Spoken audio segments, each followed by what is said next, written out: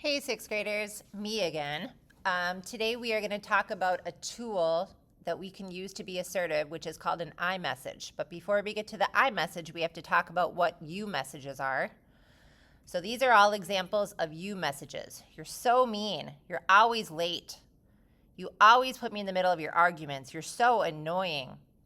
So you messages are aggressive. They blame the other person. They all start with the word you. And when people hear a you message, they get angry and they want to come back at that person with something even more aggressive. And this is how conflicts can escalate. Escalate means they get worse and worse and worse. And sometimes it can even lead to a physical fight. So we don't want to use you messages. We want to find a better way, and that's where we have something called an iMessage. iMessage is assertive. We're talking about the issue that's bothering us, but we're not shaming or blaming. And this can actually de-escalate the conflict, which means to bring the conflict down. Here's some examples of iMessages. There's 3 parts to the iMessage. I feel anxious when people are late. I need people to be on time. I feel overwhelmed when I work on this project alone. I need help. They all start with I feel, and then they have an emotion. The emotion is the most important part of the iMessage because this is what's going to get people to want to listen to you. So here's an example of a you message. You always leave your wet towels on the floor. Pretty aggressive. We're going to try to take this you message and we're going to translate it by putting it into the 3 parts of an iMessage. So here's how I did it. I feel blank. I chose the word frustrated. Then we're going to say when, and then we're going to describe what the person's doing that's making me feel frustrated. And so I said, when I see wet towels on the bathroom floor. Notice I could have said when you put your wet towels on the floor, but I chose to try to keep that word you out of the iMessage completely. So instead I changed it to say, when I see wet towels on the bathroom floor.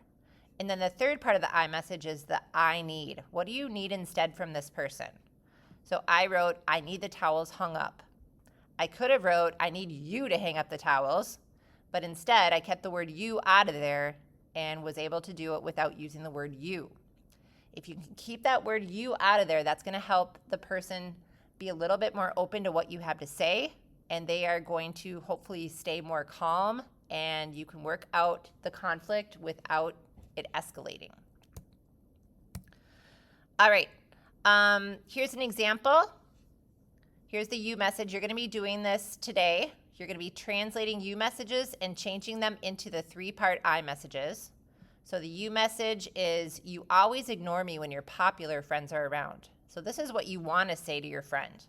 But you're going to try to instead use a 3-part I message. So here's how I translated this one.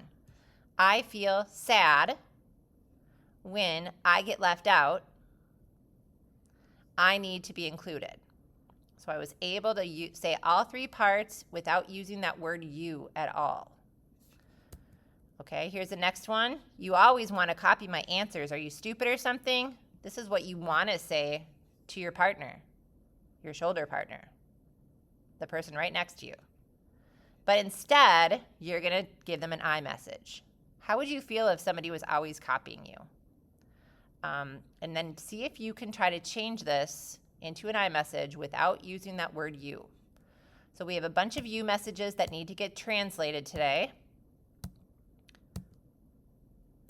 And then at the last 2 slides, you're going to create your own you message and try to translate it into an I message.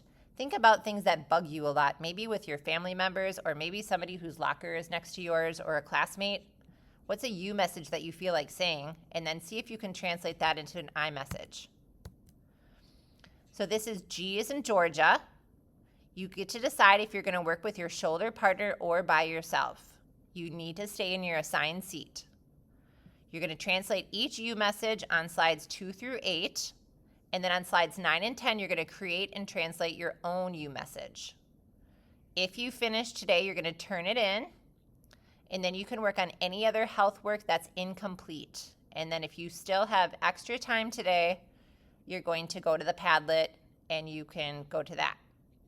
We're not, you the only person you can talk to during work time is your shoulder partner, or otherwise, if you're working by yourself, then you shouldn't be talking at all. All right. Hope everybody has a good day. Please get this done for our next class period because we're going to be doing another activity and you need to understand how to do your iMessages.